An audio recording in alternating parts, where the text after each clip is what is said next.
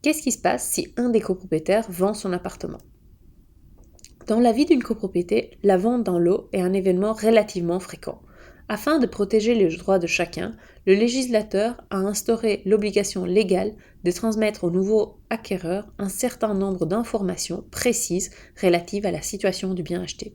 Ces éléments doivent être fournis selon un formalisme spécifique et transmis par le syndic dans des délais définis. Le but est d'informer au mieux le futur acquéreur sur l'état de la copropriété et les éventuels projets de rénovation. Quelles sont donc les étapes de vente d'un lot? Les grandes étapes de vente d'un lot sont la mise en vente, la validation d'une offre, la signature du compromis et ensuite l'acte authentique. De manière à valablement informer les éventuels futurs copropriétaires, la loi organise les modalités de publicité. Cette publicité s'organise en 2 temps, à savoir les informations précontractuelles et les informations financières. Pourquoi le futur propriétaire a-t-il besoin de savoir toutes ces informations? Le futur acquéreur doit, avant de signer son compromis, disposer de toutes les informations de manière à comprendre le fonctionnement de la copropriété. À travers des documents qui lui seront remis, il disposera d'informations telles que le montant du fonds de réserve, la nature des décisions déjà prises de l'Assemblée générale, une vision sur les finances de la copropriété, etc. Un élément déterminant devra lui être communiqué, le montant des sommes qu'il devra payer à partir de son acquisition et qui résulteront d'une décision prise avant celle-ci.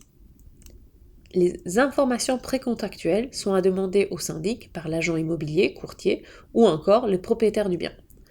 Le syndic doit répondre dans les 15 jours de la demande, de manière telle que l'acquéreur soit en possession de toutes les informations avant de réaliser son offre ou signer le compromis. Ces informations comprennent les procès-verbaux des 3 dernières années. Pourquoi ils permettent à l'acquéreur de se rendre compte de la nature des débats et des objectifs de la copropriété, voire des décisions déjà prises.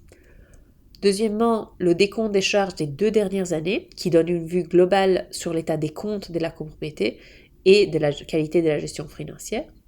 Troisièmement, le dernier bilan approuvé, qui atteste de la conformité des comptes et du fait que le copropriétaire sont d'accord avec les informations renseignées.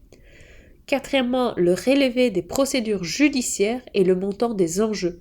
Il informe le futur acquéreur de s'il y a des litiges, d'autant plus que ça pourrait avoir des conséquences financières si elle se clôture une fois qu'il est devenu propriétaire.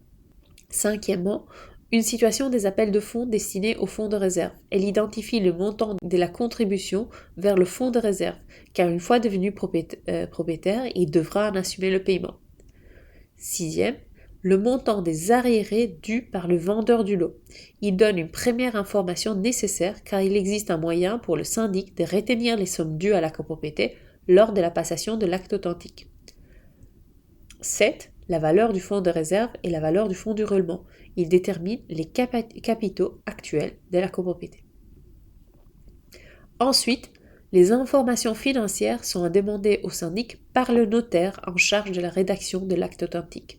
Le syndic doit répondre en dehors le 30 jours de la demande et doit actualiser les informations précontractuelles et joindre les informations suivantes. 1.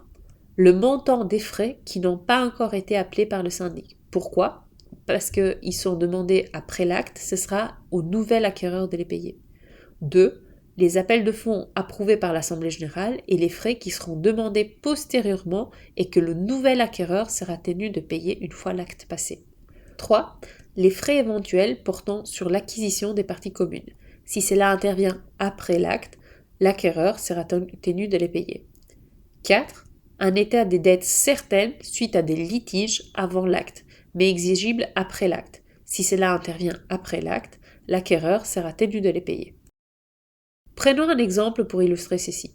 Une copropriété a décidé de réaliser des travaux de rénovation de toiture pour un montant de 25 000 € lors de son assemblée générale du 5 janvier. Le quote-part lié à l'appartement est de 6 250 €. Pour financer ces travaux, il est décidé de réaliser 5 appels de fonds mensuels de 5 000 €, février, mars, avril, mai et juin.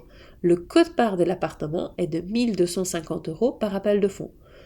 Si un nouveau propriétaire devient propriétaire de l'appartement le 15 avril, il sera tenu de payer l'appel de fonds de mai et de juin, et donc un total de 2 500 €.